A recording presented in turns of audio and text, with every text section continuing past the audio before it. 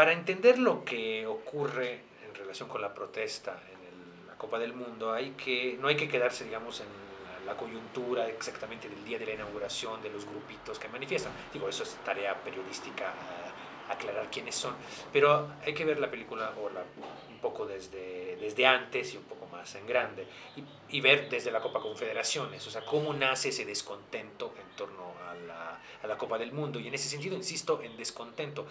porque una cosa es la crítica, la opinión pública contraria, y otra cosa son los focos de protesta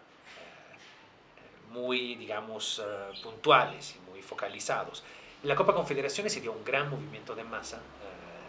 en protesta por los gastos que se estaban dando en torno a la Copa Confederaciones y en relación al Mundial. En ese sentido fue un movimiento masivo en donde se juntaron sectores muy diversos y en donde sí efectivamente coincidieron sectores de izquierda, tanto indignados sin partidos, partidos de oposición de izquierda, que hay varios en Brasil, y grupos de derecha que trataron de llevar, digamos, agua a su molino y de llevar, digamos, la protesta en un terreno, digamos, que no es el típico terreno de las protestas sociales en Latinoamérica de los últimos 20 años, o sea, dándole un tinte relativamente reaccionario y sobre todo pensando en una oportunidad política en relación a la posible caída electoral o menos de un gobierno de centro-izquierda como es el gobierno del PT, ahora encabezado por Dilma y anteriormente encabezado por Lula. Entonces, pero en ese contexto teníamos movilizaciones masivas y en ese formato masivo lo que primaba era la presencia de grandes contingentes de sectores populares, en particular de jóvenes, que correspondían un poco a ese perfil del indignado, sectores que no, con una sensibilidad de izquierda, que esgrimían una crítica social fuerte, radical. No hay que olvidar que el movimiento nace del tema del transporte, el aumento de la cuota de transporte público. Eso afecta a ciertos sectores sociales, no afecta a la derecha, a los sectores pudientes de las sociedades latinoamericanas. Afectaba a los jóvenes y de hecho los jóvenes fueron los que iniciaron el movimiento, en particular algunos activistas que ya venían desde antes planteándose el problema del transporte, o sea, un movimiento Pase Libre, que era un movimiento que pretendía no solo la idea de que no aumentan las cuotas de transporte, sino que el transporte público podría y debería ser libre, ¿no? Siendo que atañe la libre circulación de los individuos y es parte de la vida social, de la vida asociada, sobre todo en las grandes urbes de esa región del mundo.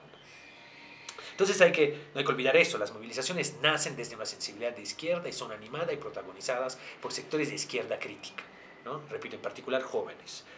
Ahora, que en ese contexto se sumen otros intereses, que haya objetivamente la derecha brasileña, es una derecha que ha sido derrotada sistemáticamente a lo largo de una década, o sea, es una derecha desesperada, lo voy a llamar, o sea, la derecha política no logra recuperarse y no logra, digamos, revertir su debilitamiento histórico en esa historia reciente de los últimos 10, 12 años, y está buscando oportunidades. Esa es una oportunidad, sin duda es una oportunidad. La crítica, entonces, sumarse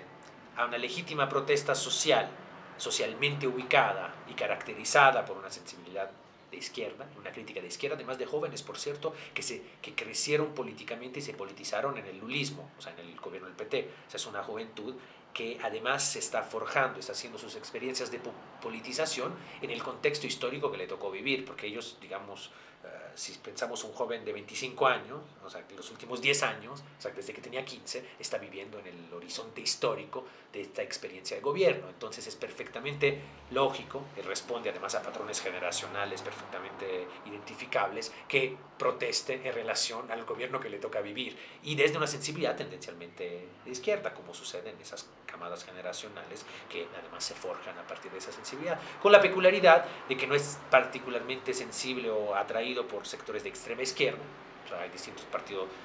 Socialismo Libertad, Partido Socialista de los Trabajadores Unificados, que son las dos de las tres grandes, el Partido Comunista Brasileño, que son las tres fuerzas de izquierda política clásica a la izquierda del PT, sino más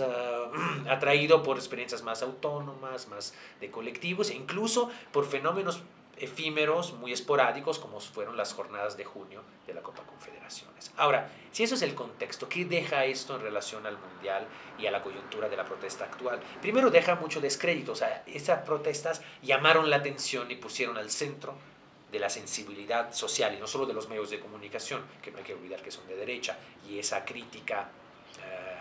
hacia el gobierno, el ejercicio de los gastos de gobierno la tienen muy afinada y afilada, porque tiene también intereses ligados a intereses de derecha, pero hay una sensibilidad social que va más allá de los medios, y esa se debe a esa movilización y a esas protestas. ¿Por qué digo esto? Porque hoy en día hay varios sondeos que señalan que la opinión pública brasileña está claramente colocada en un lugar crítico respecto a la Copa del Mundo. Es decir, que piensan que no debería haberse dado de esa manera, que incluso repensándolo bien, si se pudiera decidir hoy, estarían en contra que se diera en Brasil, cuando en 2007, cuando se anunció que la Copa del Mundo iba a ser en Brasil, hubo grandes fiestas y fue un gran logro, y Lula, que es muy futbolero, fue uno de sus... lo consideró como una hazaña. O sea, hay toda una dinámica, había una dinámica de entusiasmo que se fue desinflando, se fue transformando en crítica, y hoy en día hay un gran costo político y un gran desgaste de la figura de Dilma y del PT. No creo que eso llegue a mermar su capacidad de afirmarse a nivel electoral, justo por la debilidad de la derecha. Pero no es que... Pero hay que considerar eso, es un gobierno que fue desgastándose a lo largo de los años y está pasando una coyuntura crucial